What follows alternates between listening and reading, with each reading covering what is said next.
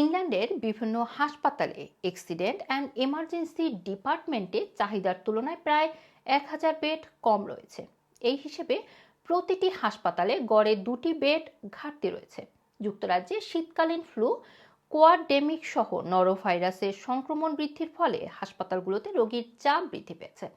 Royal college of emergency medicine কর্তৃক পরিচালিত জরিপে দেখা গেছে এই ক্রিসমাসে প্রায় অর্ধেক অ্যাক্সিডেন্ট অ্যান্ড এমার্জেন্সি বিভাগ বেড সংকটের কথা জানিয়েছে।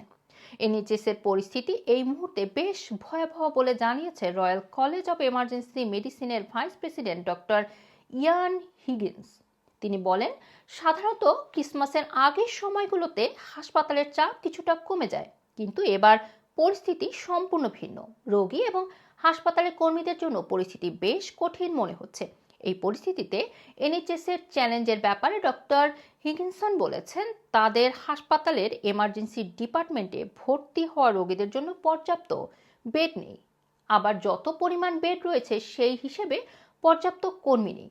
তাই যদি ফ্লুর মতো ভয়ানক কিছু আঘাত হানে তাহলে এই খারাপ পরিস্থিতিকে আরও বাজে করে তুলবে। বর্তমানে দেশের সোশ্যাল কেয়ার সিস্টেম কঠিন অবস্থায় রয়েছে উল্লেখ করে তিনি বলেন, জায়গা না থাকায় রোগীদের ভর্তি করা সম্ভব হচ্ছে না। হাসপাতালের অ্যাক্সিডেন্ট অ্যান্ড এমার্জেন্সিতে অ্যাম্বুলেন্স দাঁড়িয়ে রয়েছে, কারণ জায়গা না থাকায় রোগীরা তাদের জরুরি বিভাগে প্রবেশ করতে পারছেন না। এছাড়া বয়স্ক রোগীরা তাদের প্রয়োজনের তুলনায় বেশি সময় হাসপাতালে থাকছেন।